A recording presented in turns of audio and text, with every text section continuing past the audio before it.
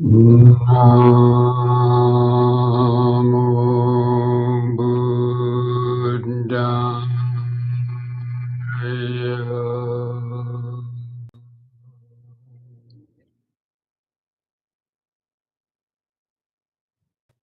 Namo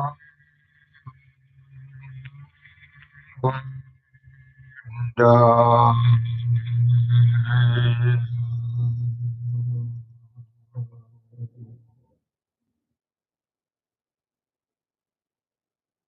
Namo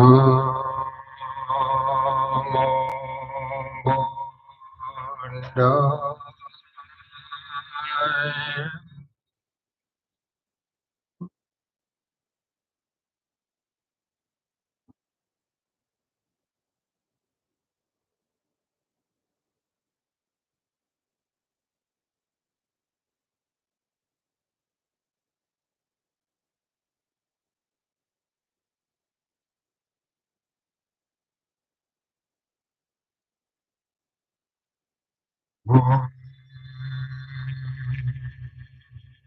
Buddha.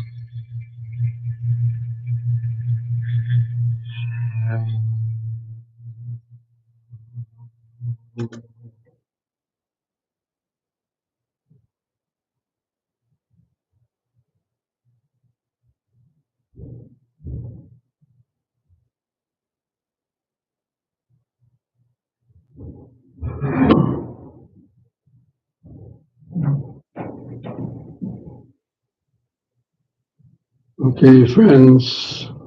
So, our short weekend retreat is coming near to an end.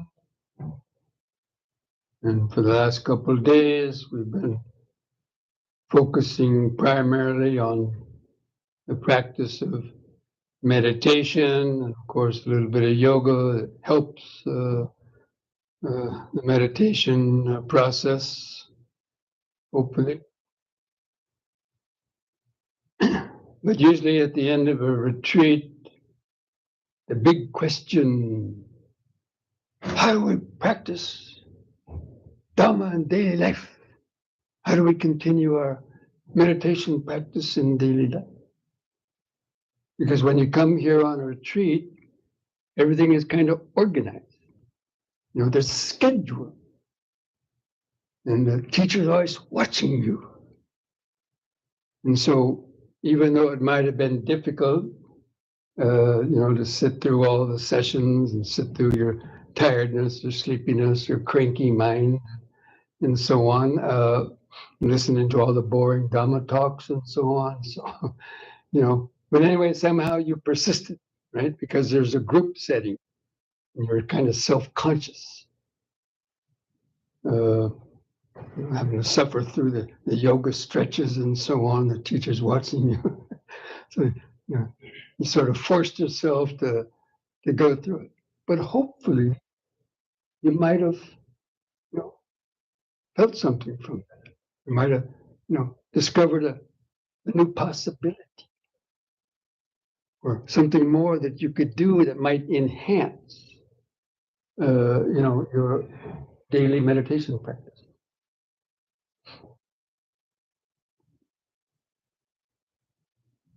But then you're going to go home to your individual lives, probably most of you, and you may not have that, a teacher always around, or no one in your household or your family is going to be maybe meditating every day, or maybe you can't really talk to them too much about the Dhamma because maybe they're not interested, or they don't know much themselves. You can't ask them, what's the difference between the third jhana and the fourth jhana. They might not know that. Anyway, so, people go home with good intentions. Like, how many of you already were kind of planning out how you're going to meditate tomorrow? Or you're going to get up at 5:30 in the morning, do 15 minutes of yoga and 30 minutes of, meditation, or some combination of that. And in the evening, I'm going to do evening meditation.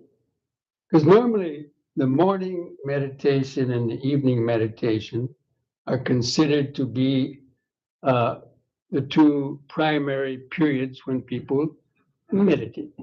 And most teachers at the end of the retreat will, or even what you read in books, is ideally a person should try to meditate in the morning before you get busy, uh, for the day ahead, when the mind is still kind of just hopefully still in the present moment, and do a meditation then, or do some yoga stretches after you get up. But anyway, that morning meditation will help you to be more mindful, hopefully, during the day. But then it will wear off after 2 or 3 hours normally, and depending on what kind of a job you have or what are you doing.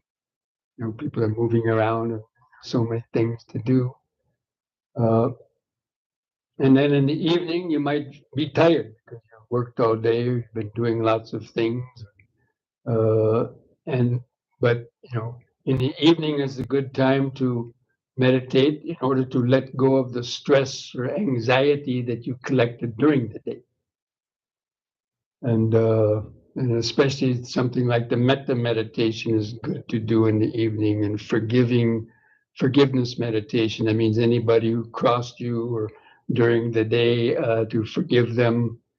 And if you did something foolish or unmindful during the day, maybe said something inappropriate to somebody, to forgive yourself, or so you don't carry this kind of guilt and feelings or remorse, or bad feelings around, or take it into your sleep and then have trouble to sleep. So those two times, the morning period is a good when you practice mindfulness, or the vipassana, developing awareness, and mindfulness concentration to help be more mindful as you go through the day. And then the evening time, practicing things like forgiveness or metta, or also just calming the mind down. So anyway, a lot of people say, yeah, I'm going to try to do that. And then they try to do that, or maybe they do it the first couple of days, and their life catches up with them. And then usually the first thing to let go of is the evening meditation, because you're doing lots of things and you get tired, or you believe you're tired, and you shouldn't really make excuses not to meditate. Or maybe you got your favorite TV programs, or something you want to watch in the evening, or so many people coming over to visit. And so, usually the evening meditation gets left behind. And then you try to continue at least the morning meditation, but a 45-minute morning meditation drops down to for 30 minutes after a week or two, because you've got so many things to do. And then that 30-minute meditation drops to 15. Then before you know it, you're swigging down your last cup of joe, you're going out the door, and you pat the Buddha on the head and say, Namo Buddhaya, you meditate for me. And that's all your meditation. Oh, that's right. Okay, I hear those excuses a lot. Anyway, so what's to be done? Anyway, we'll get to that later. But I wanted to talk about, besides just the meditation practice, the meditation practice only comprises, 3 steps, or really 2 steps, of the Eightfold Path. You're all familiar with, the Fourth Noble Truth, which is the way to live, think, and meditate, which will help to unravel the knots of karma and suffering that we've accumulated our whole life, and to gradually, gain a more stable state of well-being and happiness. So the Noble Eightfold Path. And, what's the first step of the Noble Eightfold Path? The monks don't answer. Come on, anybody. Right view. Now, oftentimes that's translated as right understanding. Understanding what? Understanding the Four Noble Truths as defined by the Buddha. But, the Buddha didn't want us to do anything. We're going to spend a lot of time, and in some cases even a lot of money and effort in doing something. We should really know what we're doing and how to do it. So that's right understanding. And our aim is trying to overcome self-created suffering and be able to experience a more stable and consistent well-being in the nervous system, and not being so caught up in the past and the future. Learn how to be stress-free, and better health, and of course reaching deeper states of meditation and liberation. However you're gonna imagine or understand it. So there's three levels of understanding. The right understanding, there's three kinds. And the first is the intellectual understanding. That means especially for a lot of us Westerners, we weren't born in a Buddhist country. We might not have heard anything about the Dhamma or the Buddha until we were 20 years old or more, especially if you're as old as I am. There was no Dharma back in the 50s or 60s. It started being more popular in the late 70s, 80s, and onwards, now with the internet. But the first time I ever heard about the Buddha was took a world religions class, or actually I used to go down to Mexico, Tijuana, in Ensenada, Baja California. You've probably heard of that place, right? I used to go down there surfing. Then one day I was walking along the streets in Tijuana, and I looked into a shop, and there was a golden statue sitting up high above all the black cats and the matadors and the Mexican blankets, these tourist shops. Above all that I'd seen that many times, but something I hadn't seen before. It was a statue. I didn't know what it was, but it was like I couldn't take my eyes off of it. It was like, come. I mean, it didn't do that, but in my mind, it was like that. So I went over and bought it. Yeah, I went over and bought it and took it home and showed it to my mother, and she said, "That's a Buddha." So my mother knew what it was. What's the Buddha? She said, "Look it up in the Encyclopedia Britannica." That's about the only books we had. So I read about it. It sounded interesting, but there was no temples, no books, nothing. There was no Dharma in those days. Maybe in a big city like New York or in the universities, but certainly not in the ordinary towns. So basically, kind of just forgot about it. But I put that statue in my bedroom on top of an old TV I had. But I use it as a hat rack. Sorry, that would be considered sacrilegious, of course. But I would, in my room, once in a while, I'd look at the Buddha and turn away, look at it and wondering, should I put that hat on? And anyway, but over the time, I think it did something inside. But later, after I got out of the army and went to junior college, I took a world religions class. In the world religions class, we had to, read about all the major world religions. Buddhism is one. And we were supposed to write a term paper about the religion that interested us the most. And for some reason, I chose Buddhism. Because in the textbook we had, it mentioned about karma and rebirth and meditation and suffering. And, it sounded better than the standard other religious spiels that, I've heard and so on.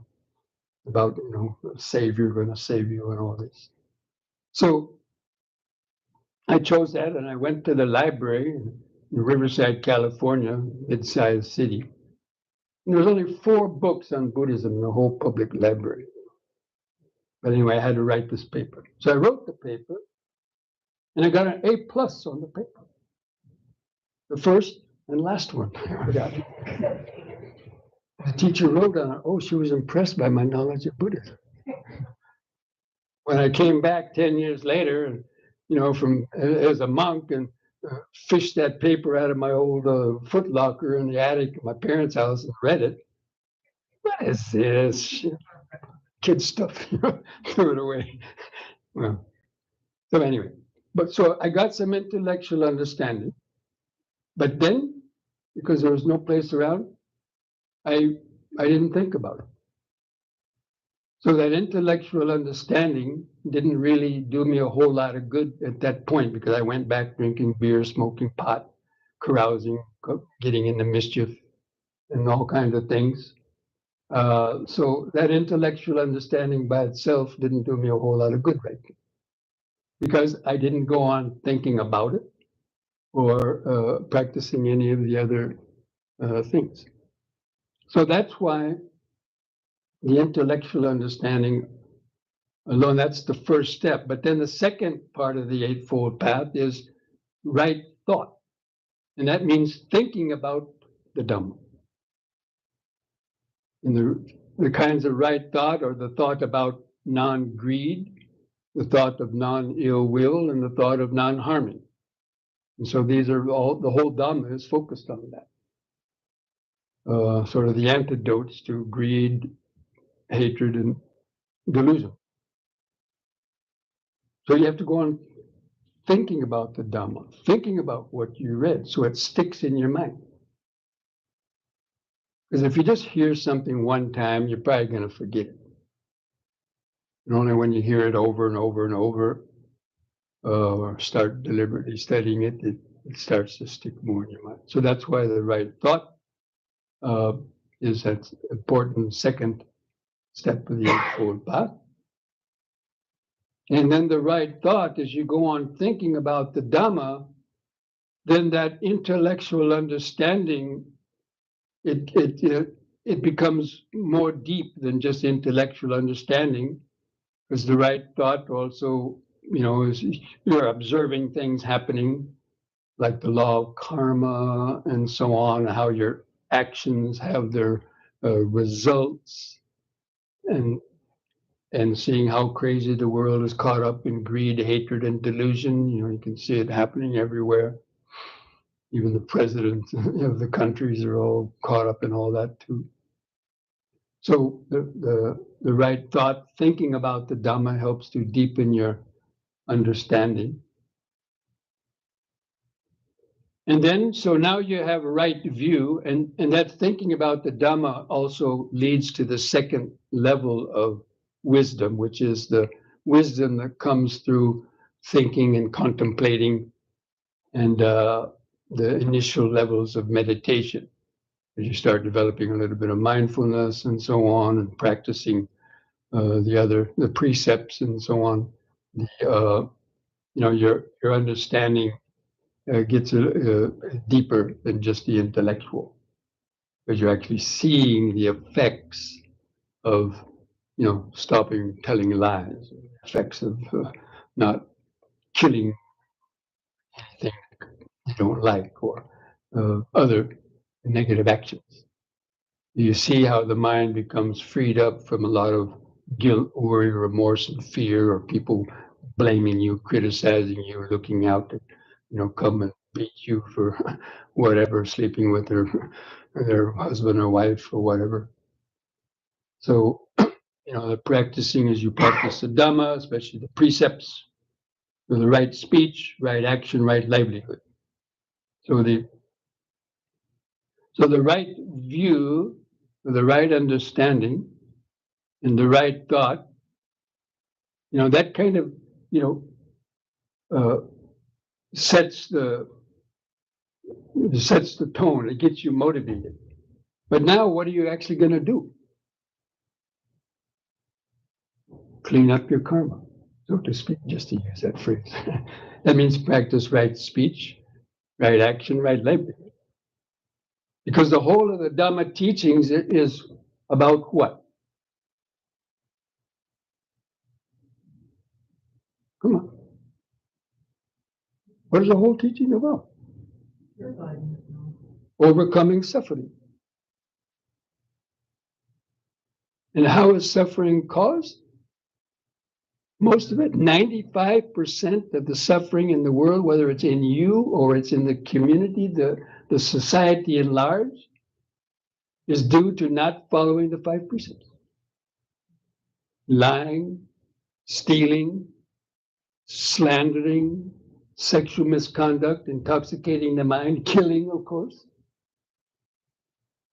If you just check up, almost all the ills of the world are due to people not following those 5 precepts. Just think about it. I mean, it's a wonderful meditation. Just you won't find anything hardly. Can you think of any problems in the world that aren't connected with people breaking the 5 precepts?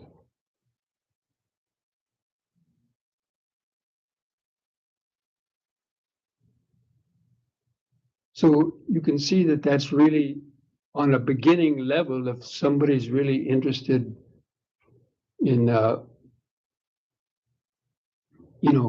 reducing suffering, that's really where they have to start looking in following those the precepts, which are connected with the law of karma.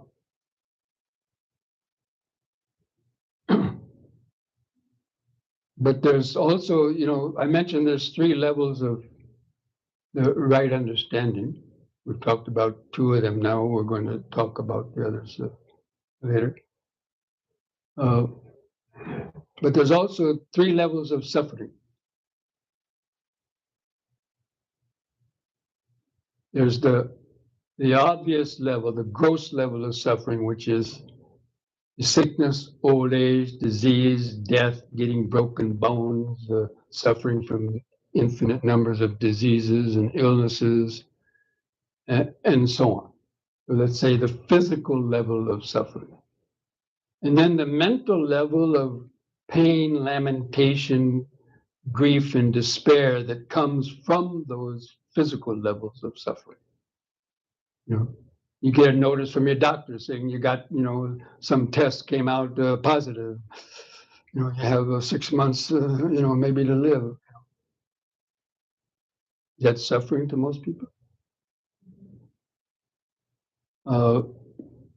So those are the gross levels of suffering. Then the Buddha went on to mention not getting what you want and getting what you don't want is suffering. Now, of course, if you get a notice from the doctor saying you have a positive test or something, and then of course that's getting what you don't want. Right? So, and then one starts, worrying and what to do, the whole family and everybody. So, up in edge, so on. I'm not making light of that. I'm just trying to. It's a very common example. So, that level of not getting what you want, getting what you don't want, but that refers basically to, not being content with the present moment. And so we have a lot of desires, we want a lot of things, but we don't always are able to get them. How many times you wanted something, but you weren't able to get it? Did it cause you any disappointment? Or any other types of worry? And then getting what you don't want. How many people get a lot with things that what they don't want? Trump as president. Sorry or Biden or anybody else, or the weather's not the way you like it. So anyway, this basically that level of suffering is more of a mental level, which is just discontent, not being satisfied, getting easily bugged, disturbed, perturbed, irritated, by sounds, smells, tastes, touches, even thoughts. You're trying to meditate and you get a bunch of ugly thoughts coming up in your mind. You want those? No, but they come anyway. So, and then the third level of suffering is what I call the spiritual level. And that means not knowing the truth. Still being a little separate me and ego with the world out there. Even though other things might be going all right in your life, still there's this sense of an empty hole inside, or so on. And that's what the Buddha defined as the five aggregates of clinging, not understanding the truth about the five aggregates of clinging.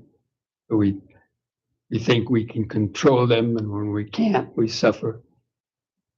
And, to the slave of our habits, things like that, that causes a lot of pain and suffering. But basically, it's not knowing the truth about existence. So that's why I call it spiritual suffering.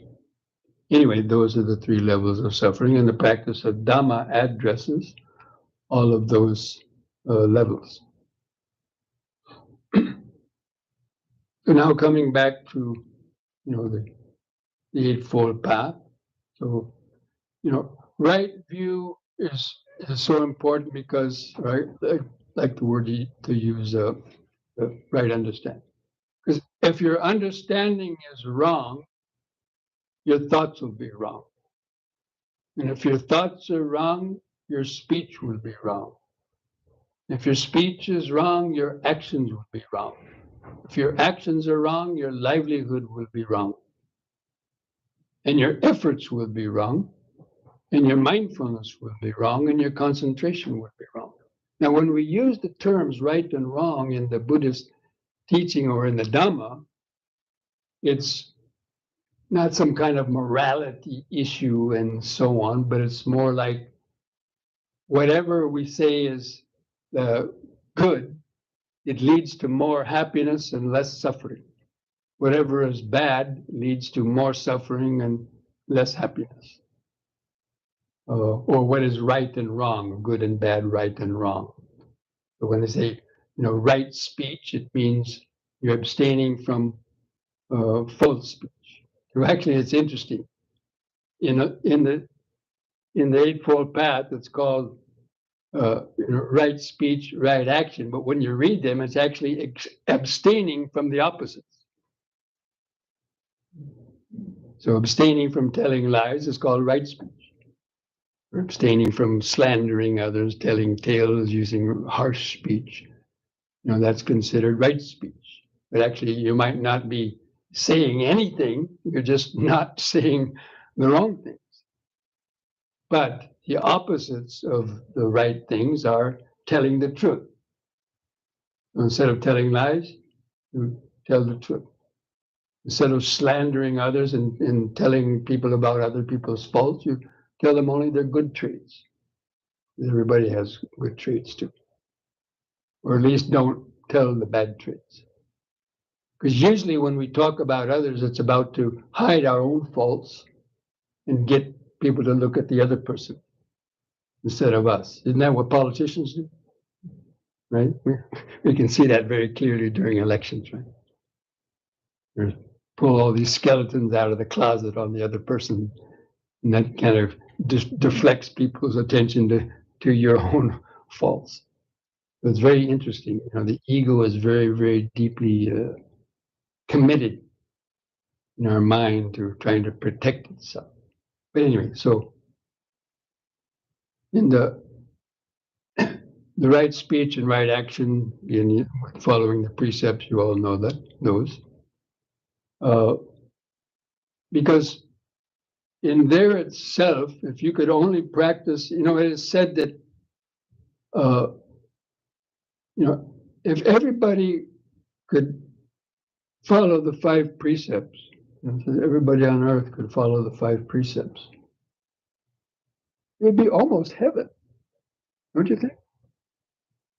If there was no murders, no killing, except for maybe, okay, farmers might having to kill animals, but all the killing, wanton killing, wars, murders, everything else that goes on. There's no thievery and deceit and dishonesty and telling lies. There's no harsh speech. There's nobody getting drunk, taking drugs, and then doing foolish things, killing others and themselves, causing grief to their families. Or there was no sexual misconduct and all the suffering that brings. I mean, 90% of the worries and problems of society will be overcome just by doing that. Anybody disagree with me? You obey them. Yeah, but that's suffering, but that's just a natural suffering. That's not the man. We can't say man-made anymore, right? Woman-made. No, what are we supposed to say now? Them-made. Whatever. Human made. I can't understand all that. So if just think about it.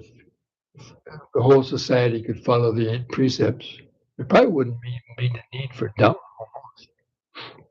Life would be boring then. Well, let's see. Yeah, it doesn't get bored if you practice Dhamma. Bored and having nothing to do. Everybody like everybody else. Anyway, so the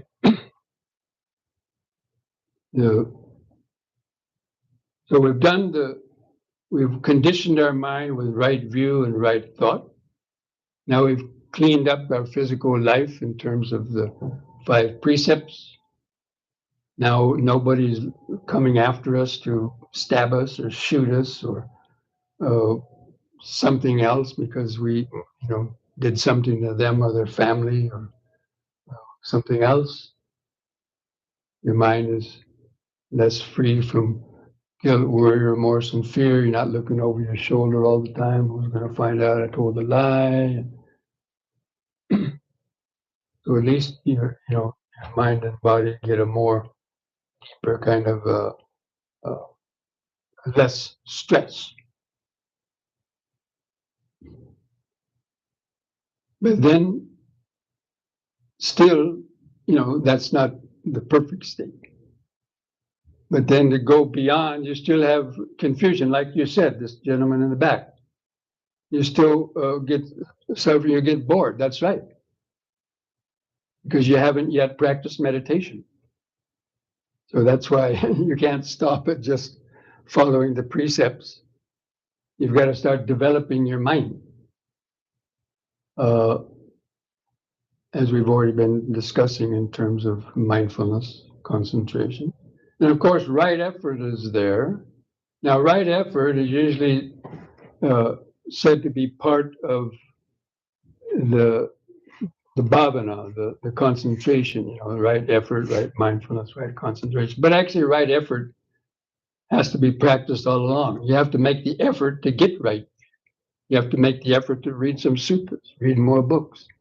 You have to make the effort to think about the Dhamma, visit people that you can discuss the Dhamma with. That takes effort, right? You have to make effort to try to change the way you speak and act. But that's where the difficulty comes, or the importance of the meditation. You won't be able to change your habits of thinking and speaking and acting without developing some kind of mindfulness. Because it's the impulses coming from the unconscious mind that are triggered off from what we hear and see and so on around us. They're triggered off, and we just automatically react because we don't see those impulses. And we're not able to restrain ourselves because it's like, we've done it. No, I shouldn't have done it. How many people ever did anything like that? You did something, then you kind of immediately say, oh, I shouldn't have done that. Yeah, if you shouldn't have done it, then why did you do it? Because you couldn't restrain your impulse. The mind was dull, it was distracted. So that's the importance of the meditation. You develop mindfulness and concentration, the mind becomes very clear, and it also becomes very subtle, and you can observe your feelings and thoughts before you've reacted to them. You have a split second to kind of see that urge to tell a lie and say, should I really tell that lie? Probably get caught. It's going to come back and burn me later, or something else. And so you can reflect and contemplate, should you really do that or not? Contemplate the dangers of doing something unwholesome, and the good consequences of practicing the right aspects of it. So that's part of that. The meditation is also using this kind of reflections also. So anyway, the practice of mindfulness and concentration are those last two steps of the Eightfold Path.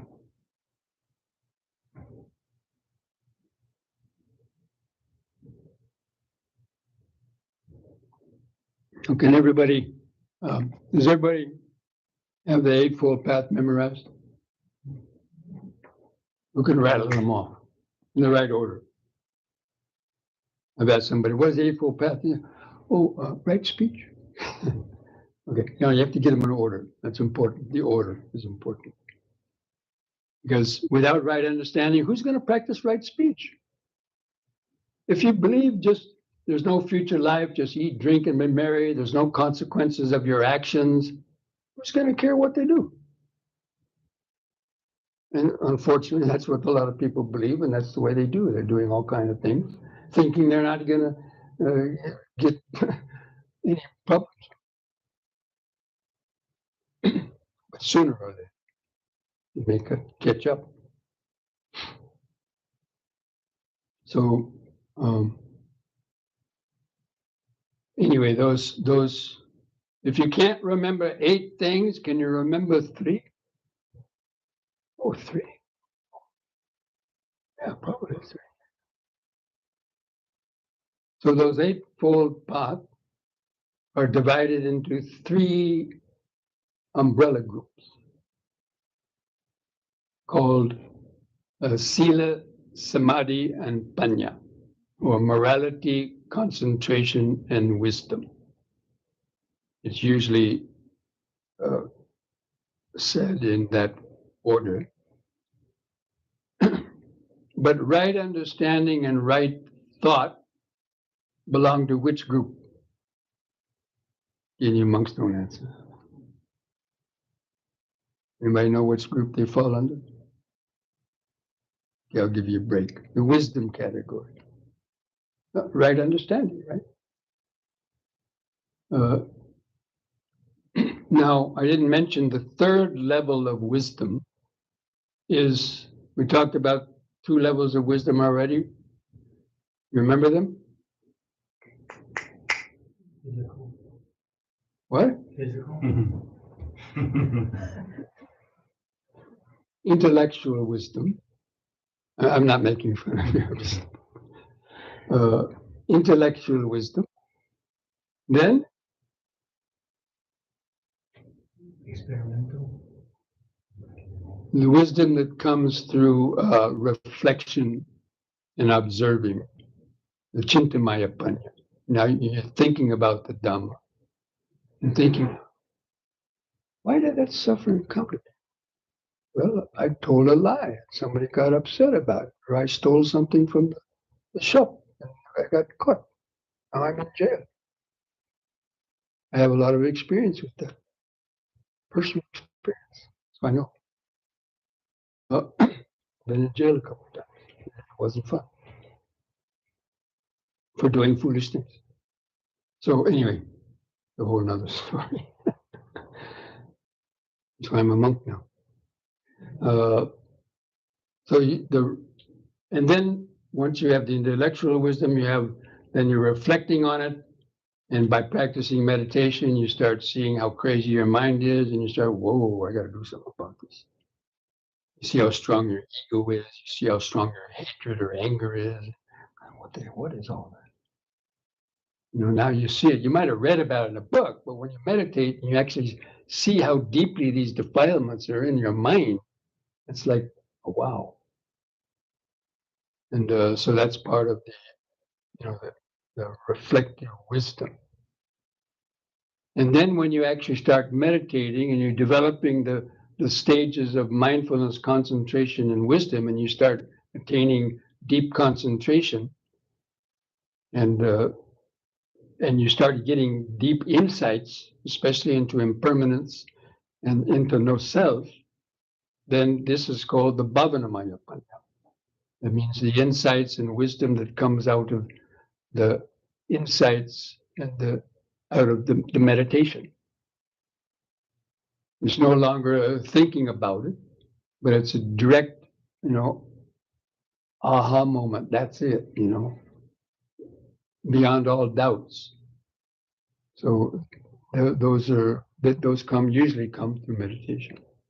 Although sometimes they can come even when you're not actually meditating. But usually your mind would have been thinking about these things for a while, and you could have a deep insight that has a powerful effect on changing at least some aspects of your life. So that's the third level of the wisdom. So coming back to that wisdom group of right understanding and right thought, it includes all those levels of the deepest level of wisdom is the wisdom that comes from deep meditations. I mean, from deep insights and so on, and especially attaining the levels of entering the stream once returning the 4 stages of liberation.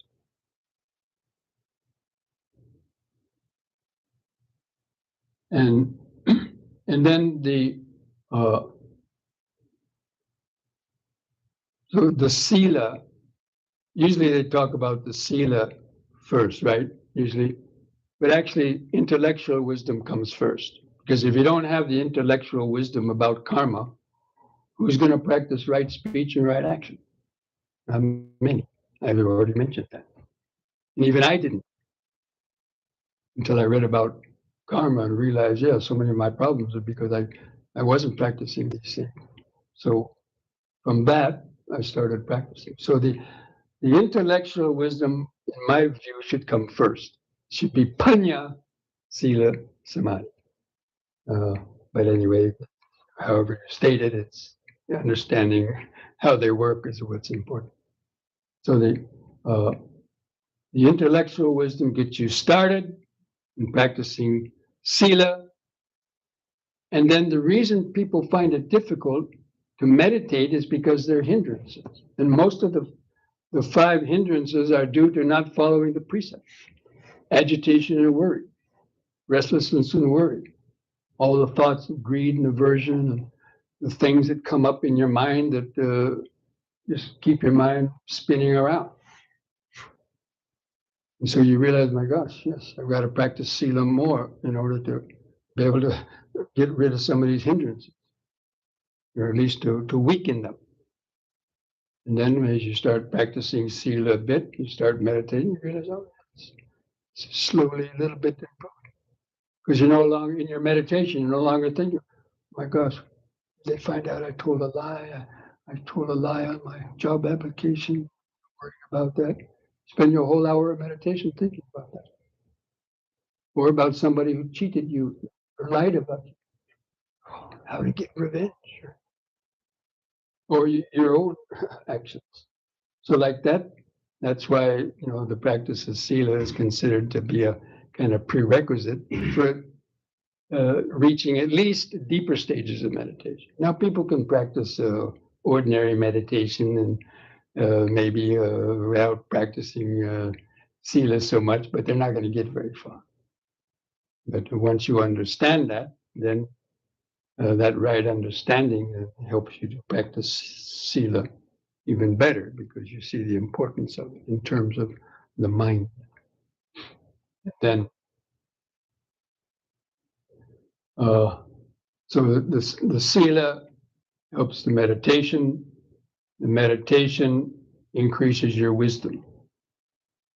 And then the wisdom comes back around and causes you to practice sila better because you see the loopholes you've been having in the ego's games that were going around trying to, have your cake and eat it too, so to speak. And so that wisdom helps you to practice sila. And when you practice sila better, your meditation improves. As your meditation improves, the wisdom deepens. That goes back around. When the wisdom deepens, then you'll see the necessary to practice even sila more. And it keeps on going around like that. Those three groups mutually, strengthening each other. So, and the Eightfold Path is depicted as a Dharma wheel. Right? So you all know the 8-spoke Dharma wheel. Now, if you have a bicycle with spokes, and some of them are broken or missing, what happens when you want to ride the bike? It makes it more difficult, right? The bike kind of wobbles and it's not a very smooth ride. You have to exert more effort to pedal it and keep it because the wheels are wobbling. So the same way in our Dharma practice, if some of those spokes of the Eightfold Path are weak, then the wheel of Dhamma will also be wobbly. It won't be a smooth sailing, to the end. So that's why it's important to equally practice or try to practice all of those aspects. But some people like to pick and choose and think, well, I'll believe in right understanding, but right thought, I don't know about that. Right speech, maybe I'll follow 2 of them, not 4. The precepts, well, I don't know. Maybe so people want to pick and choose, the things that they want to do, and then the same result happens. So, so anyway, that Eightfold Path is like is the Dharma wheel that keeps rolling on. So that's the way that we have to try to see the. And that occurs in the daily life. I mean, these things happen every day. It's not something you just sit and meditate. But even while you're meditating, you can develop right thought. You can think about the Dhamma even while you're meditating. Because there are reflective types of discursive meditations, and even practicing satipatthana, it involves some thinking with it too. Understanding how do these defilements arise, how do they continue, how do they cease, and so on. So,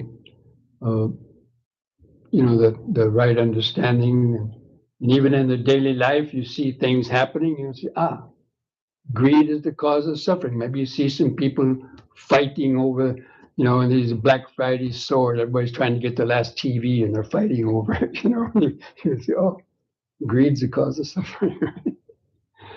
Or other things, people arguing about just stuff that's not really that important. And attachment leads to suffering. So the Dhamma is proclaiming itself from every street lamp, That means greed, hatred, and delusion, especially in this country. It's broadcasting. We don't have to look very far. If we don't see it in ourselves, we can see it in somebody outside. So like that, we can always keep reinforcing our understanding of the Dhamma. Like what happens if you're walking down the street and you see a dead animal get run over by a car? Or you're walking by and there's a horrible smell there, and there's a dead raccoon or something. Yeah. No, you can say, Dhamma. Everything is subject to death. That will happen to me also. Because the next moment, a drunk guy could be driving down the street and run over you. It happens, doesn't it? You ever hear about that? Read about it in the newspaper? On the internet? So, this is the way we can contemplate Dhamma also in the daily life, by observing. Whenever you see greed, hatred, and delusion, you can say, am I free from that yet? We try to criticize others. Am I free from that? And so this is the way that all that helps to reinforce, the right understanding, and hopefully to motivate you to want to, practice a little bit more.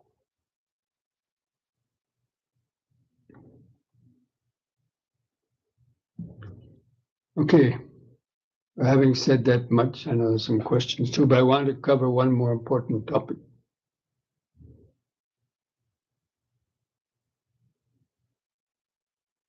Now, I started to talk about at the beginning of the talk. How many people remember that? Okay, probably not. Oh, you do? What? Yeah. How do you maintain meditation throughout the day? Hey, good memory. You were here at the last retreat. I know. Okay.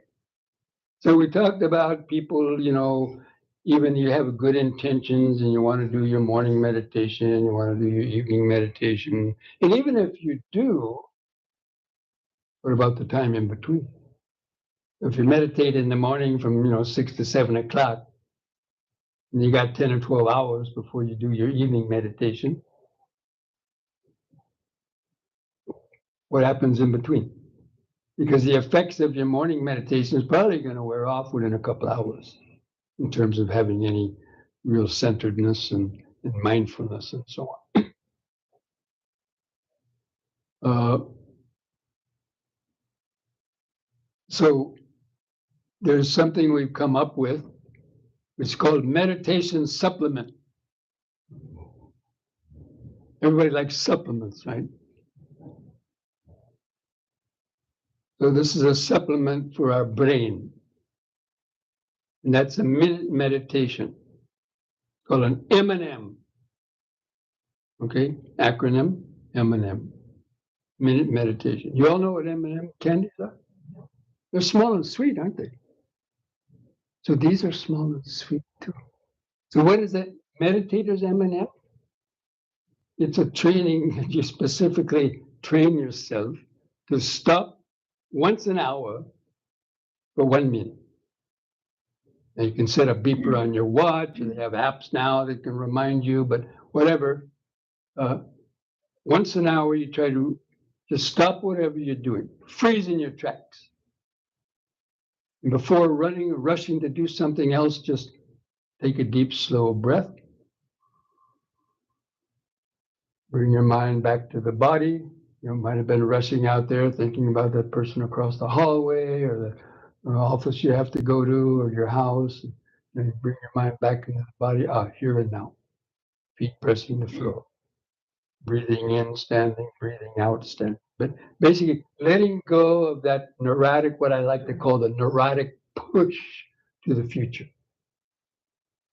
That sound relatable? Neurotic push to the future. Okay. So you let go of that, you bring the mind to the body, to the present moment, like I've been trying to advise you to do. And basically just try to touch base with the present moment of just standing, breathing, sitting, breathing.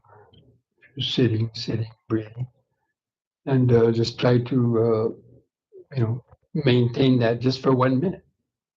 Or if you just take 3 of those deep, slow breaths, that's already 1 minute.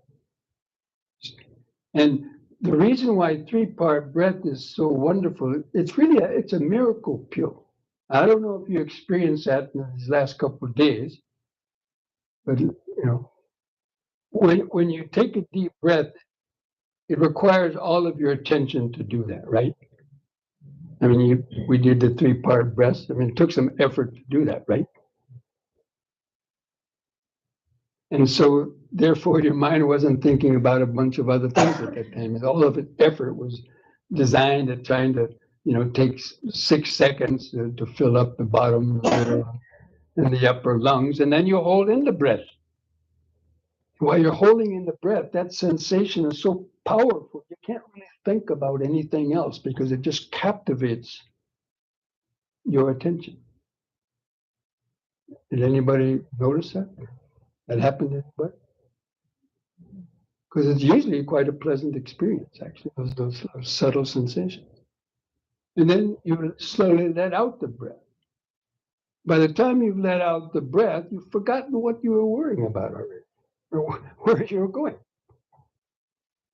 And if you take 2 or 3 of them, so much the better. So that in itself, that's why it really works, that's why I was repeating it so many times. After you stand up, just don't start going. Stand up. Take a 3-part breath. Don't rush. We have to put these pauses between our different activities during the day, and these M&Ms are a very useful and powerful way to do it because you can easily get an app to remind you or a beeper on a watch, this and that. And you just have to make it, you hear that and just stop whatever you do. I mean, sure, there may be a time when you can't immediately just stop, but you get the drift, right? And you can do that even when you're standing. Let's say it's best time to do it is when you get up in the morning. So you hear the alarm go off. And then you can slowly get up, and get off the bed if you're gonna, go to the restroom to do what you need to do. But before you go in there, just stand up off the bed and do it then. Just stand up, tell yourself, don't rush, don't rush. Take a deep, slow breath, maybe even count to 60 or just take 3 deep, slow breaths, it's usually a minute. And then don't run to the bathroom, even if you have a full bladder or something else. Just, it's probably not going to come out immediately, right? And just mindfully go. And then do what you need to do. And then when you finish doing what you need to do in the bathroom, again, pause for a moment before going out, go down to the kitchen and start your breakfast. And keep reminding yourself, okay, whatever happens next, don't get excited. Don't rush. Whoever I meet, whoever I talk to, let me just maintain my mindfulness. You have to keep reminding yourself because we forget so easily, especially in the heat and the passion of encounters with others.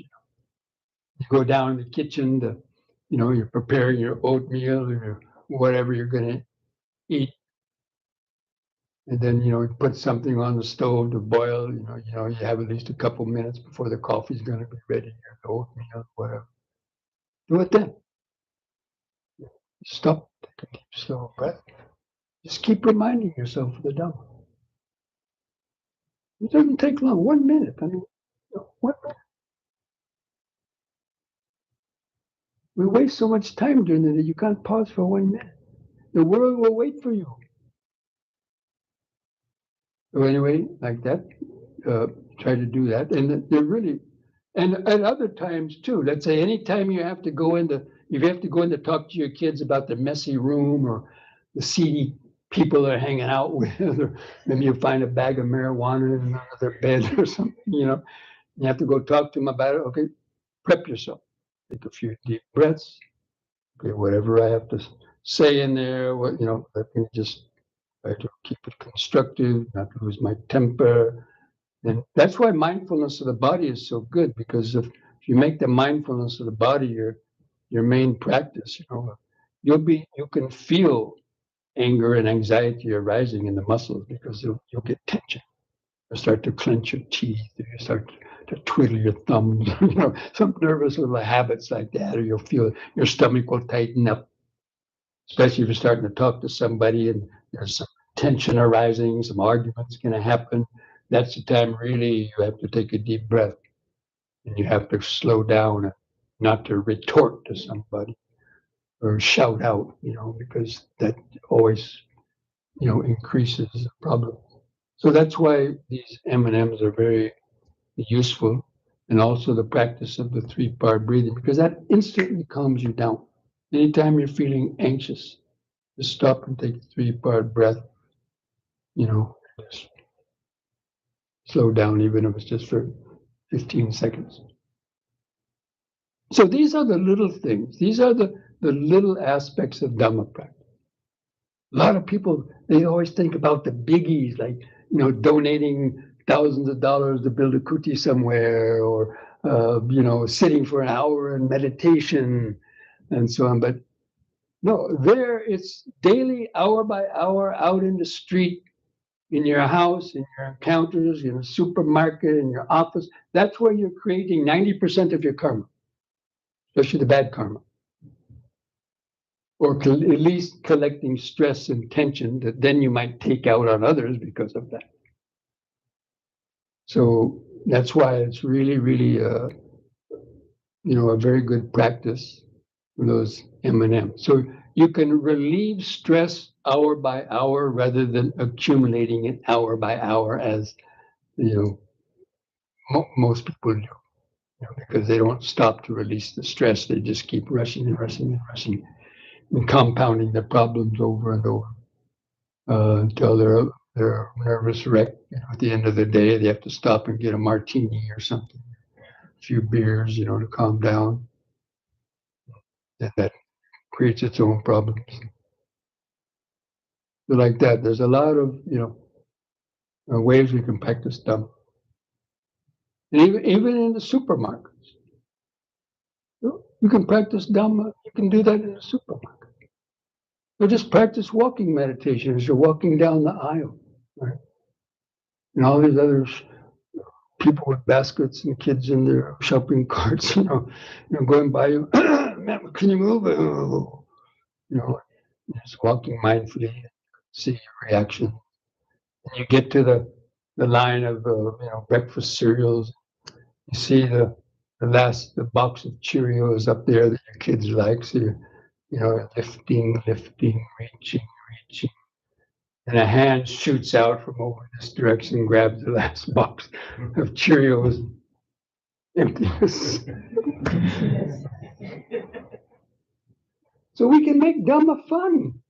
You've got to make Dhamma fun. If you know how to do it, it can be a lot of fun. And people just think about the big, I have to sit for an hour and meditate. Or you're standing in the checkout line. People may be trying to cut in front of you, or maybe the cashier got a broken machine and she's fumbling with the tape and so on, and people are getting upset.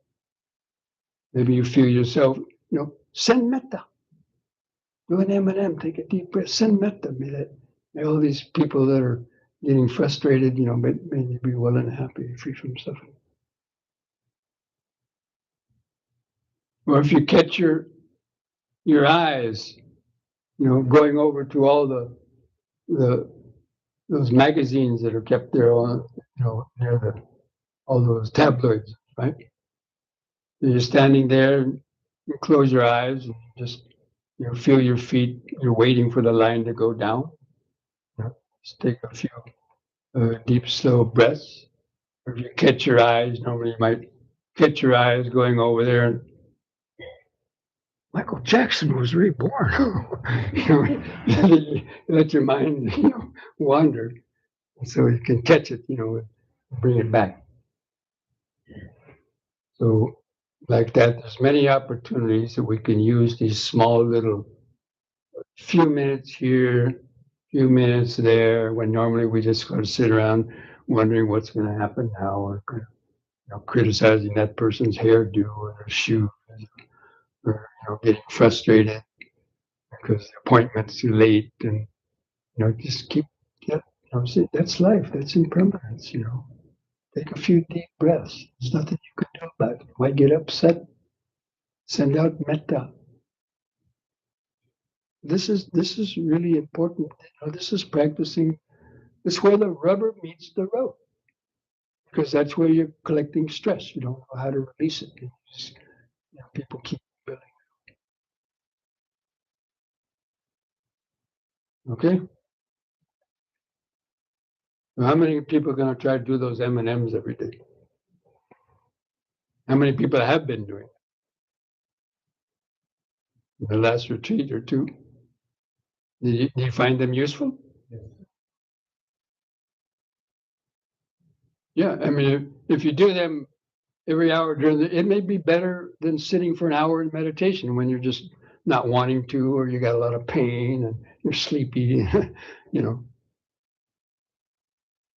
or at least, you can get in 10 quality minutes of meditation by doing those during the day. Okay, so time is kind of slipping away. So let's try to,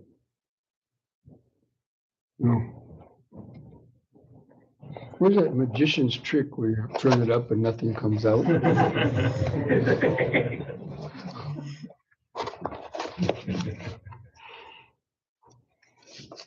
Mm.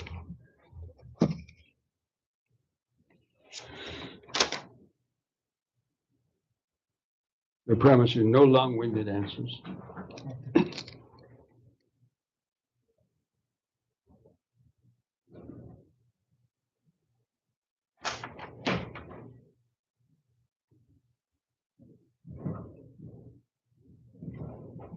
Have you ever met my main man, Ram Das? Yes, in fact, I have. A few times. Not kind of personally to have a conversation, but I've been in person to some of his talks out in California and so on.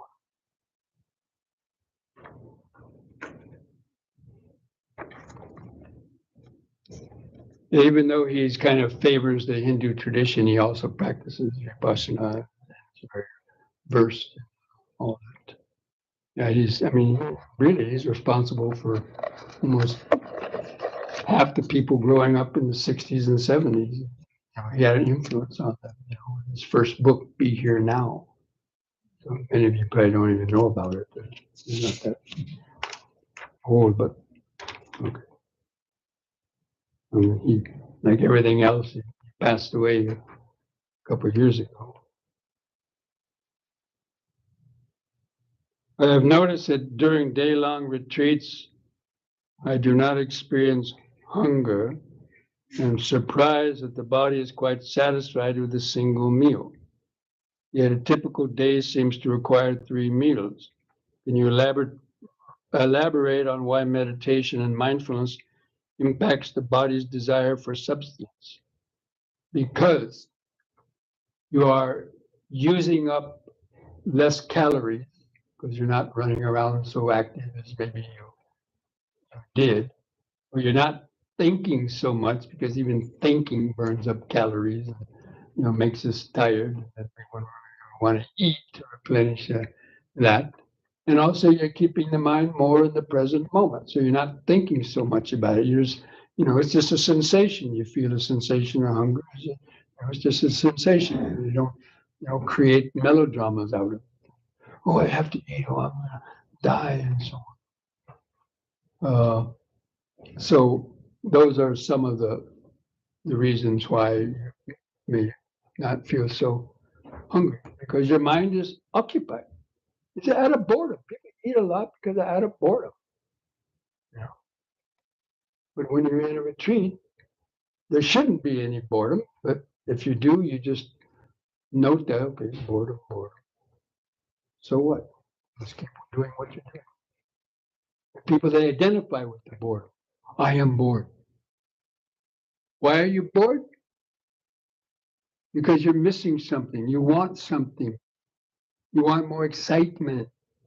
But when you're meditating, you're getting excited just by the meditation or just doing the things of a retreat. So you're not thinking so much about that.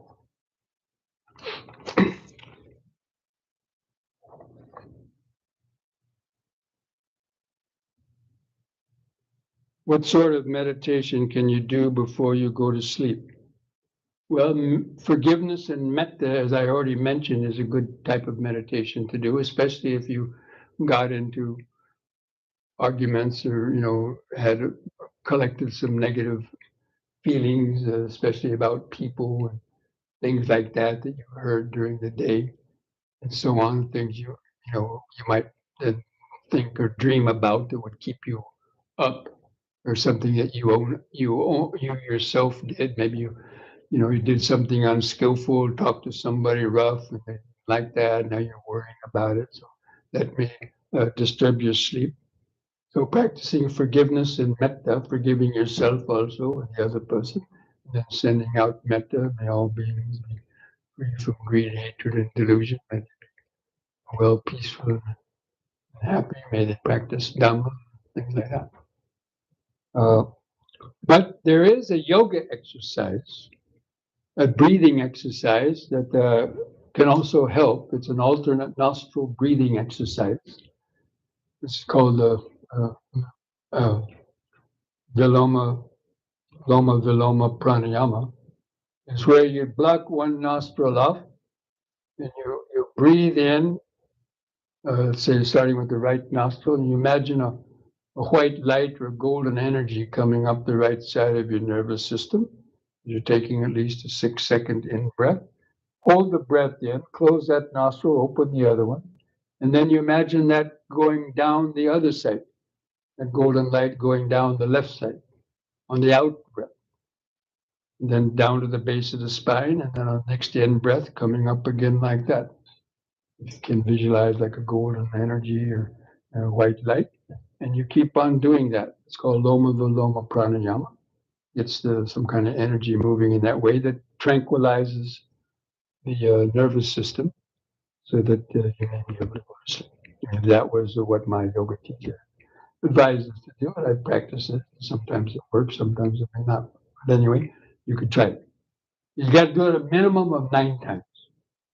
12 or 15 times is probably better, but a minimum of 9 times.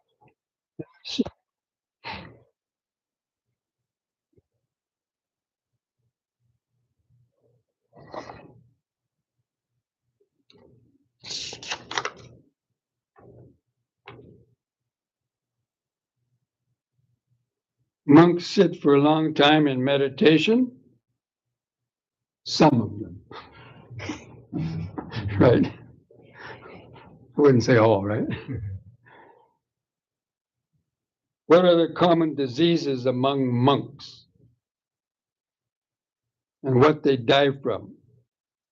Diabetes, hypertension. What else? You were telling me this morning. Because of their diet. Yeah. I'm only talking about the ones in Sri Lanka, right? I shouldn't talk about them. You're a monk.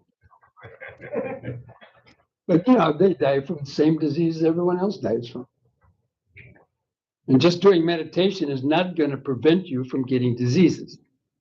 Because even some of the really great yogis have died from cancer and other things like that. So it's not, meditation, even yoga is not a guarantee against, getting sicknesses and disease. Now, sure, it might minimize some of that, especially if you take care of your diet, you get exercise and things like that. You can minimize, but it's not a guarantee because we don't know what kind of karma is going to come up and cause something. And you know what? You want to know what everybody dies from? It's very interesting. I was in Sao Paulo, Brazil, very big city, 20 million people. Thousands of people die every night. They bring them to the morgue. And there was a Buddhist in the Buddhist group. I used to go there every year and teach meditation to a Buddhist group. So in that Buddhist group was the chief pathologist in the biggest hospital in Sao Paulo. And she asked me if I wanted to go to an autopsy. And I always wanted to, but I just never had the opportunity. So I said, yeah. And I wanted to see my reaction, if I seeing bodies all cut up and all that. And so I went there. and went down in the basement. I had to put on a hazmat suit and stuff like that. You know, and this guy was busy, cutting a person's skull in half with a old rusty hacksaw, and the chief pathologist, she pulled out the brain, trying to find the cause of death. I said, "You always find the cause of death?" He said, "Well, sometimes there's a lot of different complications, and sometimes it's not absolutely clear. So I just write when the best guess, and most people are not going to know any different." And I told her, if you can't find the cause of death, you write birth.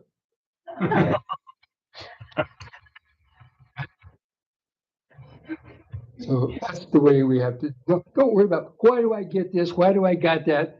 The fact that you were born as a human being means everything is on the table. Any kind of disease, any way you're going to die is on the table, is a possibility. That's the Dhamma way of trying to relate to that kind of question. Because the nature of life is that the first noble truth, right? The cause of suffering. No one escapes it, even the Buddha.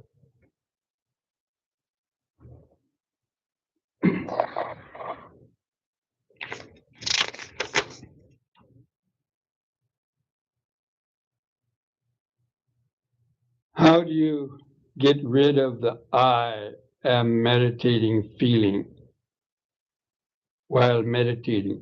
Is it possible? Yes, it is possible, but I would say getting rid of it is not the right phrase.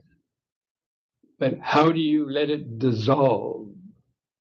And you have to understand, what is the I? How did the I arise? Now, how did I explain it in the first day? I was explaining how the sense of self comes into the baby, right? You remember that? Okay, then go through it step by step, because that's how it happens. First, they give it a name. And then when you start learning languages and they're calling your name, little by little, you start looking. And then you start identifying that with this body. And then you start developing desires and aversions, pleasure and pain, thinking of the past and future, and that keeps reinforcing the sense of I. And the whole society is also reinforcing that in us. And that's how it arose. So if that's the way it arose, how are you going to dissolve it? And the Buddha gave those very clear instructions. You regard all the five aggregates as nettam mama. I can't remember all the Pali. What are they? This is not me, not mine, not myself. Isn't it? He repeated that phrase thousands of times in the suttas. By the most repeated phrase in the suttas. That's the Buddha's instruction. So follow it. People are asking, how do you do it? How do you do it? The Buddha already explained it very clearly. Okay, it's easier said than done, perhaps, but it's the whole practice. I mean, the whole practice of the Eightfold Path is about doing it. And you're not going to do it quickly, because it'll take even up to 7 lifetimes to get rid of the ego, even after you've had your first deep insight, right? A sotapanna, until it's fully eradicated at the time of becoming an arahant. So it's all about the insight meditation, and you have to also in your daily life, you have to do things and not in an egoistic fashion. You have to, sort of gradually tame that ego, remove its food, don't pander its desires all the time, and wants, because that's what increases it. But it's very hard to do in this society, because the whole society is doing the opposite. You see, Dhamma is going against the stream. That's why it's difficult for people to practice in the world. And that's why, of course, the Buddha created this order of monks, because at least becoming a monk, there's probably a little bit better opportunity to practice it, because that's what people expect you to do. And so But as lay people with family and obligations, it's much more difficult. But even if you are not able to do that fully, at least you can lessen or weaken the urges of greed, hatred, and delusion. Those are the things that keep also reinforcing the sense of self. Study more Dhamma, practice meditation, hang out with spiritual friends, not all these crazy people on the street corners, or even people that are antagonistic to Dhamma. Let them do their own thing, but just the more you surround yourself with Dhamma-minded people, take advantages of places like this, go on retreats. That's the way. And even if you don't make big progress until the time you die, at least whatever you've done is going to hold you in good stead for the next life. The more you practice now, better chance it is that in the next life you'll come into contact with the Dhamma at a younger age and in better circumstances, so you'll be able to continue on that way. And that could go on like that for many lifetimes.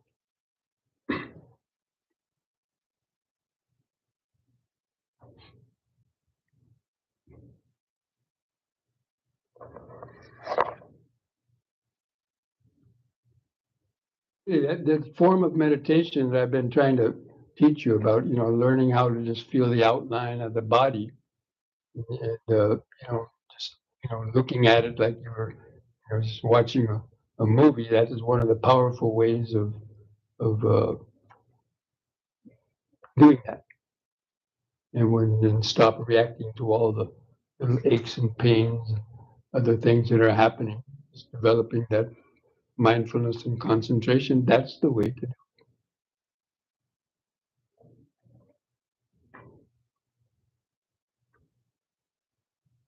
Or attaining the jhanas, and developing wisdom through those, and so on. Is there a way to develop breathing meditation to insight meditation? I don't know. Did anybody talk about that in the last 2 days? Anybody hear anything about that?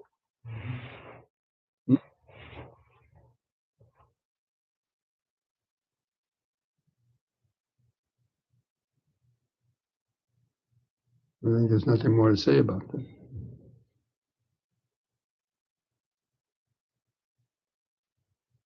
Because the breathing meditation gets you centered in the body, where you can then more clearly see what is happening from moment to moment. And that's insight meditation, tuning into the impermanent. That's what I was talking about in the meditation today. Try to see how quickly things come and go. And follow them moment to moment. But yet our mind is clinging to things, and we can't do that for long. So it's a very specific practice. Because the ego is just made up of wanting and desire. And the ego is made up of the past and the future. So if you're no longer clinging to any of the sights, sounds, smells, tastes, touches, or thoughts that are going through your mind, and you're tied, you're connected to that present moment, just the breathing and the sensations under the surface there, all these things are just arising and vanishing. The sense of self starts disappearing then, because you're no longer identifying with any of the things coming and going through the mind. Because the ego only exists in its relationship to what you're hearing, seeing, tasting, smelling, touching, or remembering. So when the mind stops doing that, chasing that, the sense of self dissolves, because it was never anything anyway except a mental bubble. Has no more concrete reality than a water bubble. If you just poke a water bubble, poof. So you poke that bubble of the ego, not me, not myself, poof, vanishes. Maybe not that. You get my drift.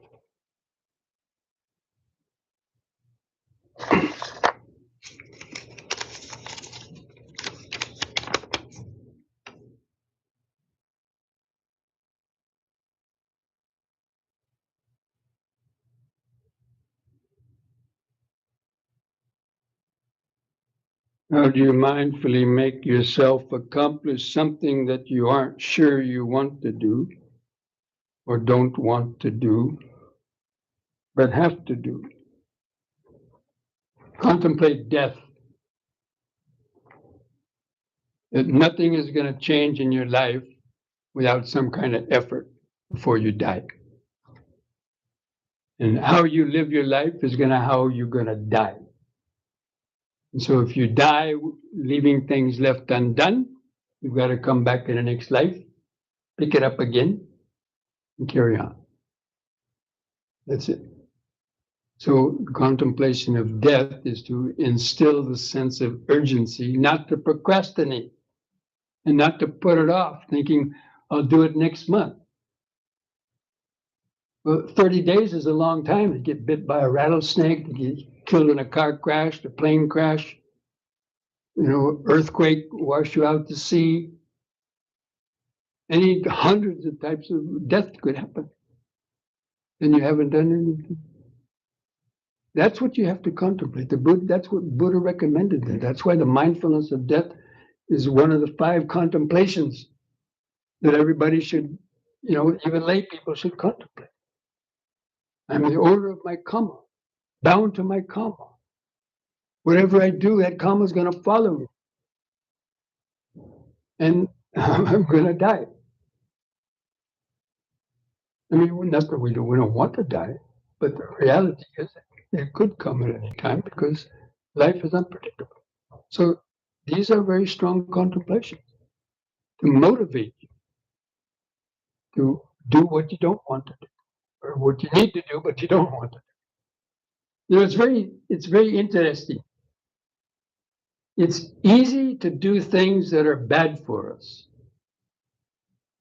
and hard to give them up. You ever notice that when you're a kid, you picked up a bad habit, like using bad words, smoking, doing other things? It's very difficult to stop, right? I mean, look at smoking. Millions of people started smoking when they were young, and they're still smoking because they can't give it up, even though they want to. We're addicted to other type of drugs. We're addicted to so many other vices out there. There's so many. Gambling, all kind of things that cause people's life turn upside down. Hard to stop. You have to go to rehab. That doesn't work all the time. But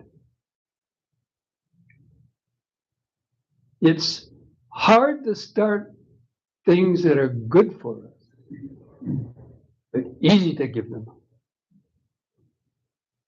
How many of you, before you started meditating, thought, a year or two, I should start meditating, or I should do some yoga?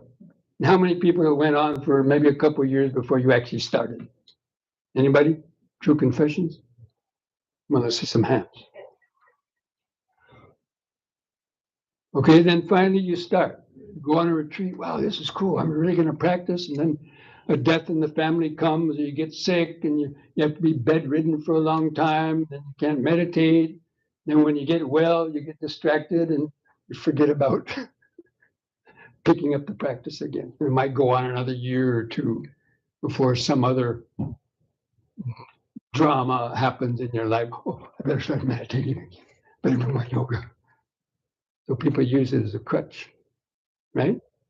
Okay, well, it's very interesting how, it's easy to start doing things that are bad for us, hard to give them up, but hard to start things that are good for us and easy to give them up. Well, this is strange. I haven't even figured that one out yet.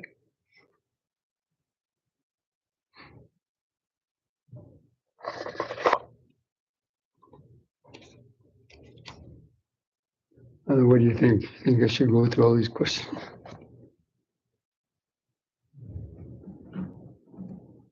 We keep answers. Hmm? Short answers. Detailed answer. What are the similarities and differences between Buddhist meditation and yogic practices? That's not a short answer. Read it on the internet. Ask AI. Now you can find everything on AI, right? They'll tell you the truth. Right? Is there a difference between, say, planning a trip versus future thinking? Well, in some ways, I guess they're connected. You know, planning a trip means you have to be thinking about the future, right? 2 weeks, you're going to take a flight to Germany, whatever. You're going to take a road trip to California. You got to plan that out. You got to get supplies. You got to get a ticket. You got to get a reservation. And so that all that requires thinking. But I even have to do that. But I don't get obsessed by it. I do it to the minimum that okay, it's that way, and then drop it. Don't think about it until time comes up a day or two ahead, or maybe once in a while. Okay, need to get my passport. Have to whatever. You don't leave it to the end. You don't leave it to the end, and so you can just gradually do little things that only take 5 minutes or 1 hour to do, and you drop it. Keep going. But most people just leave things to the end, don't they? Then they run around. Oh, I gotta get it.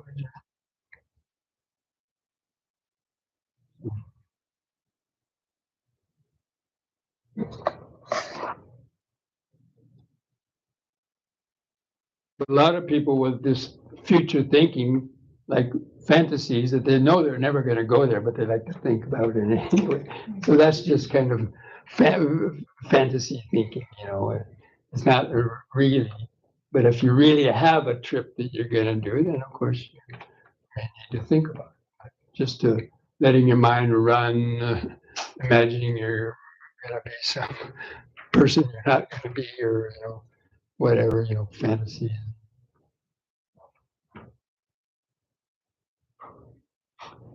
What do you do for fun? I'm having fun now. This is fun. What do you tell people when they ask you what you do? What do I do? Nothing. I don't do anything. It just does it. Well, Dhamma is fun. Meditation is fun. I mean, when you can sit down and just pretty much turn off the world and go in and experience, a state of awareness and so on, and relaxes the body and mind. I mean, that's fun. But it's not. The idea of fun is different for every person. And that will change as you grow also. Your ideas of what are fun. Discussing Dhamma can be fun. I mean, people who start talking Dhamma, they can stay up the whole night discussing Dhamma, not even get tired. Because it's so stimulating for the mind.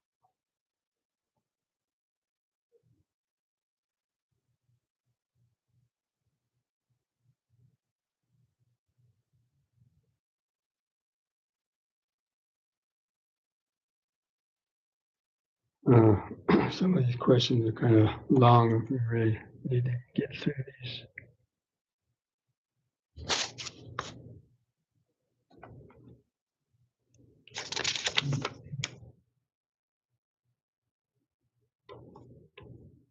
Do you believe in the oneness of the universe?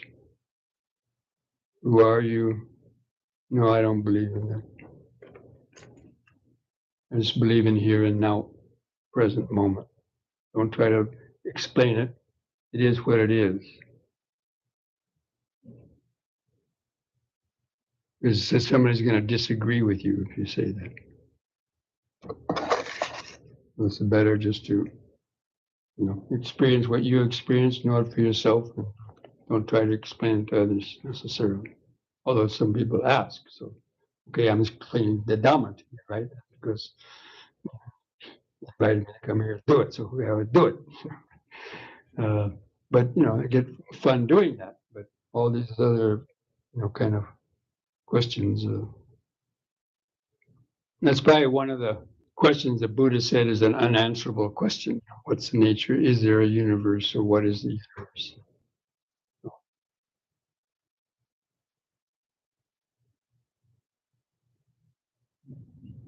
How do we balance being in the present and planning for the future with metta? Again, I think I just mentioned that. You plan for the future, but in between, you remain in the present moment. And not to obsess about the future and not try to control every little aspect of it. You know, this is strange. Back in the 70s, I left on a trip to India. I didn't even know where India was. I said, well, I'll start in England. Maybe I'll find out where India is.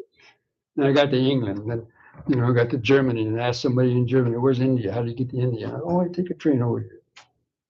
And I just went like that and got to India without any reservations, without any maps. Well, I did have a kind of a map, but no reservations, no cell phones, no information, no internet. And it worked out fine. I can't believe all these people that are, you know, so obsessed with, you know, they have to plan and make a reservation for every little thing, you know, during the day and plan out everything. And then when a wrench gets thrown in there, then they get angry. Flight got canceled. This and that.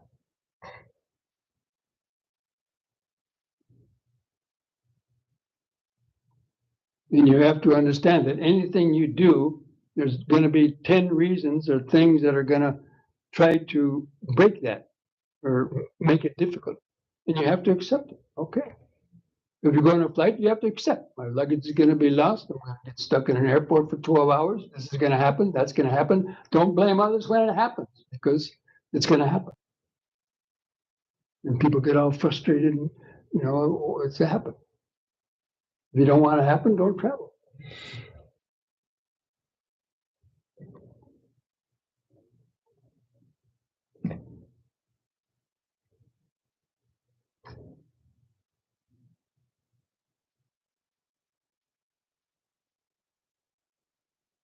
God said to Moses, is that Moses? God said to Moses, I am. What did he mean? Does I am mean the universe? Well, you know, Descartes, the French philosopher, he had a little saying, I think, therefore I am. But the Buddhists would say, I think, therefore I think I am.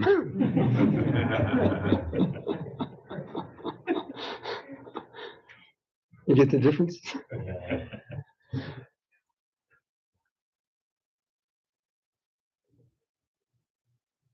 Okay.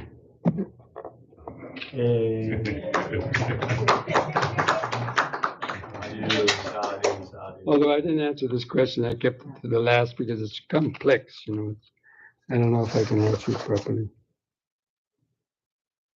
Can you elaborate on the ways Vipassana meditation can support those who are unraveling layers of wounds from an abusive childhood and other problems associated with growing up, problems with the sense of self and I and so on?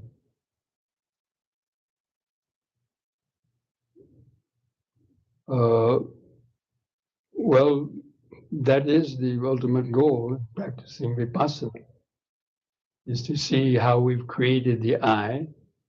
And of course, as a child, they don't have the, you know, they're not able to really, you know, have any self-defenses, right? When they're, if they get abused when they're by a child, and this really messes up consciousness. And the I gets really stuck. Now, in these cases, they might need deeper therapy than just meditate. Meditation isn't a cure-all for everything necessarily, and even Vipassana. Sometimes, especially very deep traumatic psychological problems cannot be reached through just practicing meditation, and so sometimes even meditation teachers might recommend a student to go or somebody to go to, to get some therapy or counseling. I think it might at least, help them.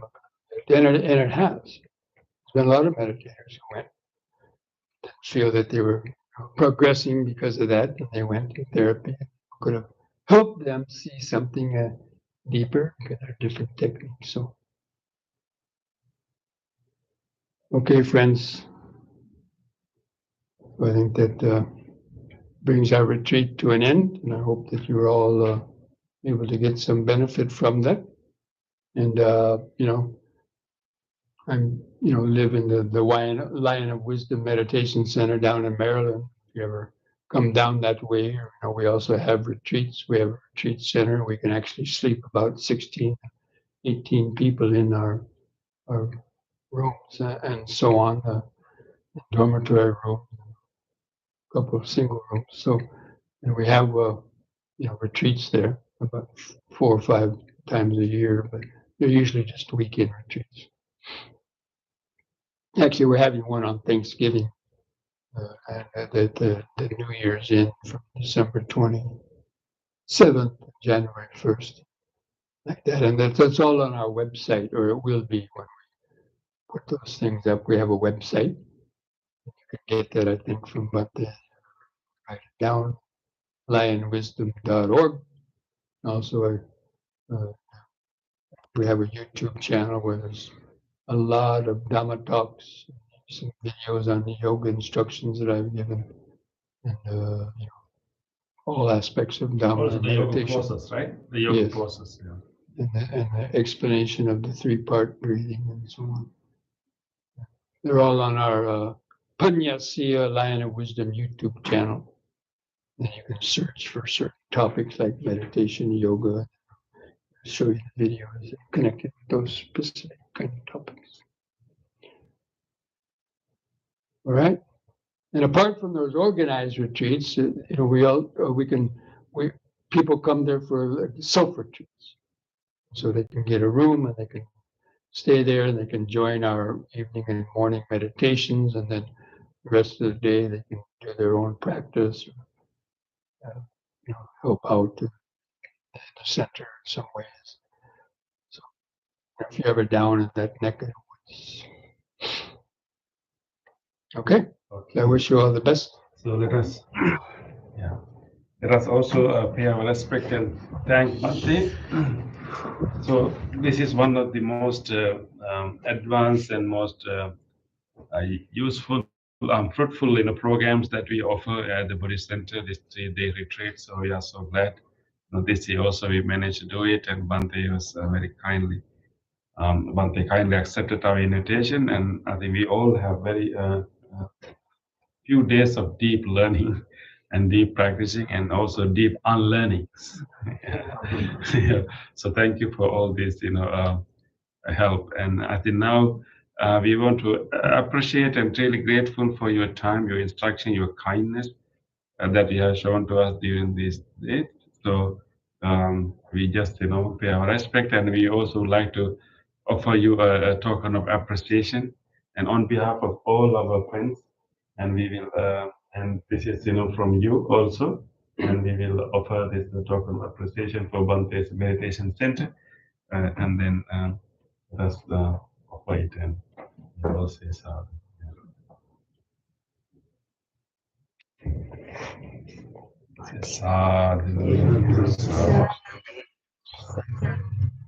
Sukhi dukkha naroka hontu nibbana paccaya.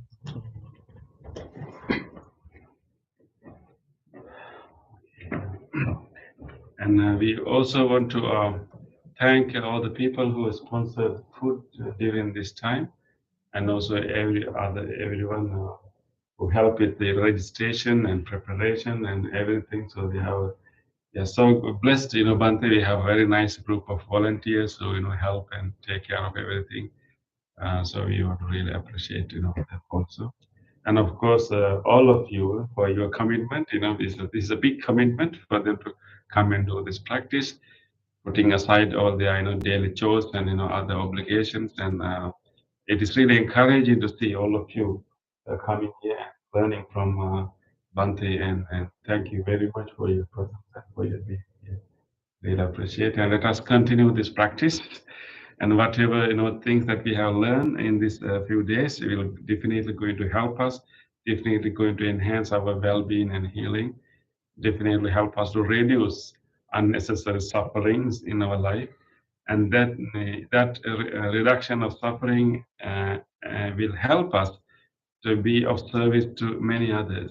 Because when we are happy, when we are contented, and we have more resources, more strength to help others. So whatever you practice today is going to benefit you, and also will also benefit so many others. So let us make a determination, and let us make a promise to Bhante. We will continue our practice on daily basis, and we will remember M and M. Right, and you remember M and M, and hopefully you can set your phone, watch whatever, that every hour you get the ring. You take a moment, take a few deep breaths, and at least 3 fast breaths, and reflect. What is the nature of my mind? Am I, and just observe and accept. And then, if it is unwholesome, drop it. If it is wholesome, you can continue. So we will definitely practice that. The M&Ms are connected with the phrase, mindfulness a day keeps dukkha away. And so that means the M&Ms. With the M&Ms daily, it helps keep dukkha away. Yes, thank you, Bhante. Yeah. So with that, we will conclude, and we also want to transfer. Wish Bhante, we want your teaching, your guidance in future. So we really want, we wish you good health and long life. And you have been helping our Buddhist center from the very beginning. And I remember when I first arrived in the US, when I was helping the Pittsburgh Buddhist Center, I was not very familiar with the Western culture and even the English language. And you came to our center every year, so I learned from you every year. And you have been such a great inspiration and great teacher for me to serve here and learn how to teach in this country. And I'm really deeply grateful for that, Bhante.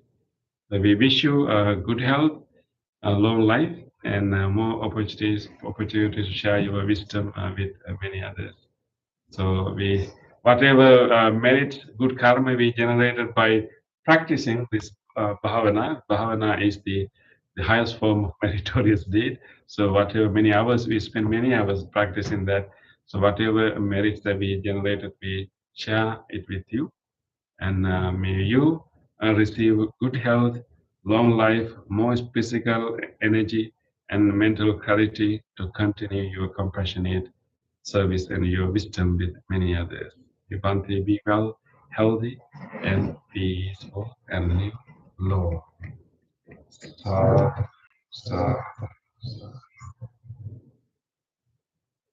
Okay, we will pray this.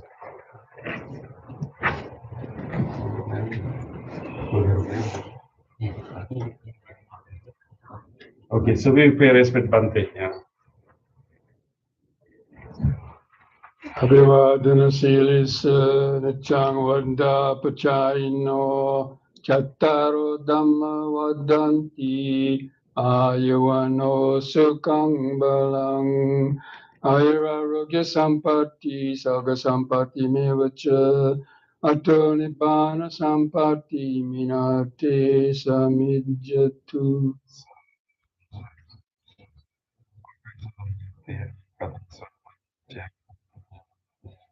Maya katam punyam samana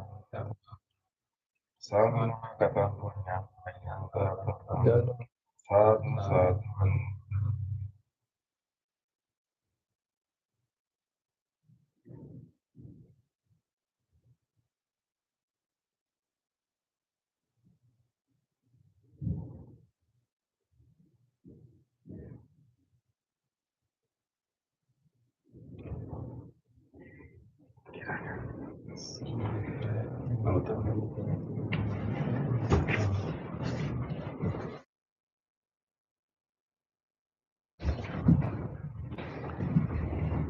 Bhante,